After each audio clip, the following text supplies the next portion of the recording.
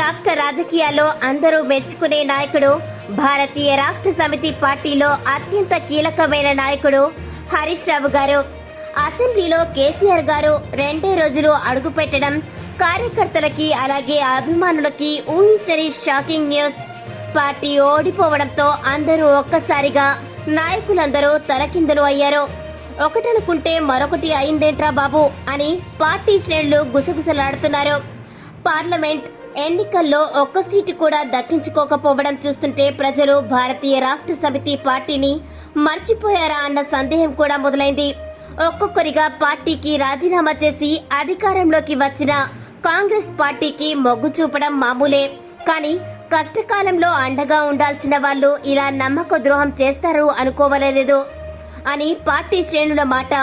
మరోపక్క పార్టీ అధ్యక్షుడి కూతురు కవిత గారు ఢిల్లీ లిక్కర్ స్కామ్ అని ఎన్నికల ముందు వార్తలు వచ్చాయి. అంతేకాకుండా ఎంక్వైరీ కూడా జరిపించడం మనమందరము చూశాము. ప్రస్తుతం ఎన్నికల తర్వాత కవిత గారిని అరెస్టు చేసి తీహార్ జైలుకి పంపించడం జరిగింది.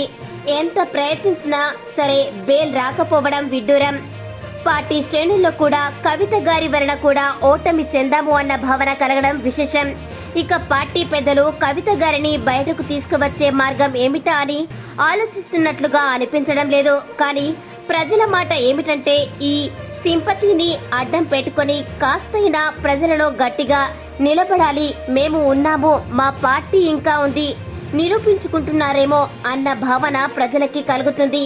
ఈ విషయం ఇలా పక్కన పెడితే హరీష్ రావు గారు ఈ మధ్యన అసెంబ్లీలో దూకుడు మీదున్నారు.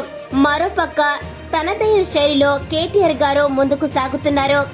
పార్టీని కాపాడాలనే తపన ఒక పక్క కనిపిస్తున్నా మరోపక్క సీఎం కుర్చీకి ఎసరు పెడుతున్నారా అన్న కోణంలో కూడా పొలిటికల్ అనలిస్టులు ప్రస్తావించడం జరిగింది. కేటీఆర్ గారి కన్నా కూడా హరీష్ రావు గారికి ప్రతి పార్టీలోనూ ఒక మంచి అభిప్రాయం ఉంది, ఒక మంచి గుర్తింపు తెచ్చుకున్నారు.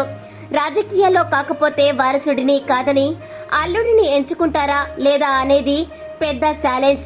మరి కేసీఆర్ గారి మనసులో ఏముందో వారికే తెలియాలి.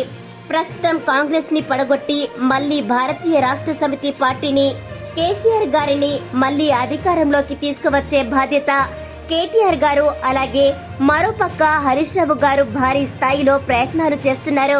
మరి ఎవరి ప్రయత్నాలు ఫలిస్తాయో తెలంగాణ రాష్ట్ర ప్రజల చేతిలో ఉంది. మరి ముఖ్యంగా ప్రజల ఆలోచనల్ని పసిగట్టే విధంగా కూడా వీరిద్దరి నాయకులపైన ఉంది. భవిష్యత్తులో ఎవరు సీఎం అవుతారు అనేది నిర్ణయించలేము. కానీ కేటీఆర్ గారిని, కేసీఆర్ గారిని మించి హరీష్ రావు గారు ముందంజలో ఉన్నారన్నది రాజకీయ విశ్లేషకులు చర్చించుకుంటున్నారు. మరిన్ని వీడియోస్ కోసం GV news Telugu YouTube channel ని లైక్, షేర్ అండ్ సబ్స్క్రైబ్ చేసుకోండి.